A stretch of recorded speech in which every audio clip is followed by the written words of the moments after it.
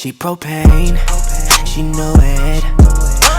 What's going on, beautiful people? It's your girl denaimariie, and I'm back with another video. So in today's video, we are actually going to be discussing 12 travel tips that you want to do prior to your actual BBL. Now, I haven't actually had my BBL just yet. My actual date is scheduled for August 15th. However, I'm just sharing with you my tips and my tricks on what I started doing pre-BBL, so that way it can make my process very smooth and effective. So far I haven't had any issues. Everything has been going really well. I'm a very proactive, productive person, so I like to plan and schedule things ahead. So during all of these pre-BBL journey videos, it's basically just me discussing with you what I'm doing.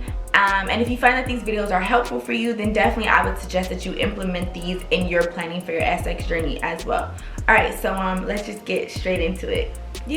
So in today's video, we are going to be discussing 12 travel tips that I'm actually doing prior to my BBL journey. If you find that this video is helpful for you and you find that you like this content, please be sure to give the video a thumbs up. Also subscribe to the channel if you haven't already, because I am going to be dropping tricks and tips on pre-BBL, how you can kind of prepare for your surgery, so that way up until your surgery date everything is smooth and effective and you have no issue. So you want to make sure that you book your flight in advance. I actually booked my flight for my SX journey in April. Alright, so my surgery is not until August 15th. However, I did book my actual flight 4 months in advance. I wanted to make sure that I, one, locked in a good price, and that two, there wasn't any issues. So I want to make sure that I dot all my I's, cross all my T's, and have everything kind of already planned for me, ready to go. I find that when you plan in advance and you kind of have all your ducks lined in a row, it makes the process really easy and super convenient.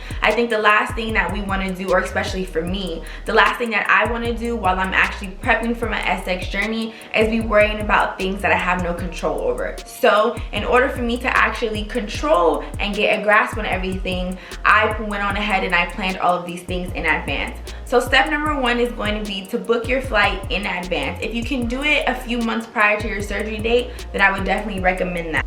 Also, for your return flight, if you have the means to do it, you might want to consider upgrading your flight to business class or to first class. Only because on the way coming back, you're going to need to be very comfortable. Where you're actually from and how long your flight is, you may be more comfortable than some, I don't know. However, I'm traveling from Los Angeles to Miami. So during that duration of time, I want to make sure that I'm comfortable, especially after I have underwent a surgery. I'm gonna be walking around with my new butt, my new hips, you know, we're gonna be having those bodily fluids and things like that. I'll probably have my BBL pillow as well. So I want to make sure that my return flight is very comfortable for me. So if you can, try to book your return flight for first class or business class, just so that way you can make sure that you have a little extra room to make sure that you're comfortable. Alright, so step two. You want to make sure that you create a list of post-op questions as well as pre-op questions for your doctor. Now, I actually created a list of questions for my doctor, and you can see it in my first BBL journey video. I'll go ahead and insert it here so that way you can click on the video if you want to check that out next. However, I would highly recommend that you create a list of questions. Do some research, check other dolls YouTube videos, look at their experience, look at the questions that they've asked. Come up with a list of questions for your actual doctors so that way you can ask during your pre-op. And I find that coming up and creating a list of questions is going to make the process a lot more easier. I think especially like if it's your first time being put to sleep, you should have a lot of questions about your health, about the overall surgery, about the overall recovery, about the overall process. So definitely create a list of questions to ask for your doctor. Step three.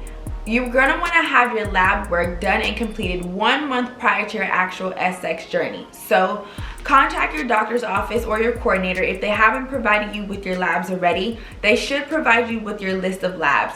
Take your labs to your primary doctor and make sure that you have all of your tests completed 1 month prior. So from my understanding, according to my doctor, which once again, I'm going to 305 Plastic Surgery in Miami with Dr. William. The labs are only good for 30 days, which is why I'm going to go ahead and schedule my labs for July. My actual SX is not until August 15th. So I scheduled my appointment to have my labs done around July 15th through July 20th. I want to make sure that my labs are fresh and ready so that way we have no contraindications when it comes to me and my health and my actual surgery. Alright, so step number 4. Now you want to make sure that you start taking your vitamins as soon as you actually pay your deposit. Okay, so for my situation, I actually put the payment down for my surgery back in April. Once again, my surgery is not until August. So I started consuming my vitamins right away. You should be taking an iron supplement, a folic acid, a vitamin C. Now I also take a daily vitamin as well as some other vitamins as well. So make sure that you contact your coordinator, show them a list of your vitamins that you're taking before you actually start consuming them. Alright, so step number 5. If you can, you want to make sure that you book either your private nursing facility or your recovery home. You want to make sure that you once again do your research, look at reviews, go on Instagram, join some Facebook groups, check out some other dolls YouTube videos, see what people are saying about the recovery homes or about the private nursing staff. You want to do your research, especially because when it comes to a surgery like this, you're going to want to be comfortable. You want to be with someone who is experienced. You're going to want to be with someone who is caring and who knows their shit. Okay, so definitely make sure that you do all of your research in advance. I don't think it would be a good idea to actually book your surgery and then a week or 2 weeks right before your surgery date you're trying to book everything. I think it's really a good idea to go ahead and do your research. This way, if you have to have a couple options, you can do that as well. All right, so step number 6. You want to make sure that you either put together or purchase a post-op kit. Alright, so as I mentioned in my previous video, check out that video titled Essential Post-Op Kit Items. Now, there are pre and post-op kit items that you're actually going to need prior to your SX. So you want to make sure that you, 1, purchase a kit, or 2, put a kit together on your own. It's a really good idea for you to start doing your shopping, start checking. As you're actually approaching your SX date, you're not running around trying to find all these last minute things. I also think it's a really good idea to do it here while you're actually at home, wherever your home will be. So that way when you get to Miami or when you get to the DR or when you get to your actual final destination where you're going to receive your SX, you're not running all around the town trying to hit a Walmart or a Target or a Ross and trying to find things there. I think it's a really good idea to put your kit together, purchase your kit prior to going. If you dolls are actually in need to purchase a kit, you can check out my company, Curated Peach Dolls, on Instagram. I will put the information in the description box below. Alright, so step number 7. You want to make sure that you purchase all of your loose fitted clothing. Alright, so some of you may or may not know, but you're going to need to actually have a wide variety of loose fitted clothing that you're going to be able to just throw on right after your SX journey. I would advise getting some clothes that you don't necessarily mind getting dirty, having a lot of blood on them, bodily fluids on them, so that way you can just dispose of them. Alright, so step number 8. You want to make sure that you book your massages in advance.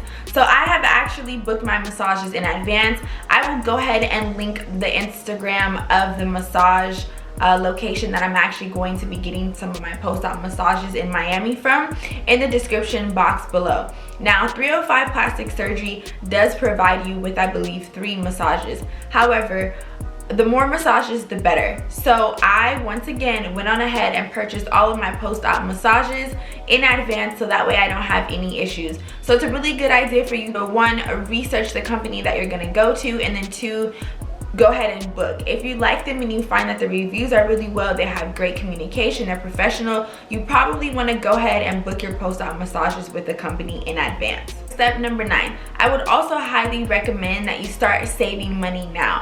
Put money aside that you need for your actual trip. Alright, so if you've already paid for the deposit for your SX or you hit the money down in full, you're definitely going to need some money to kind of play around with while you're out there. Okay, so I've seen stories and I've heard reviews where some dolls literally go out there $0. They go out there with $0 with no money. They have just went out there with just enough for their surgery.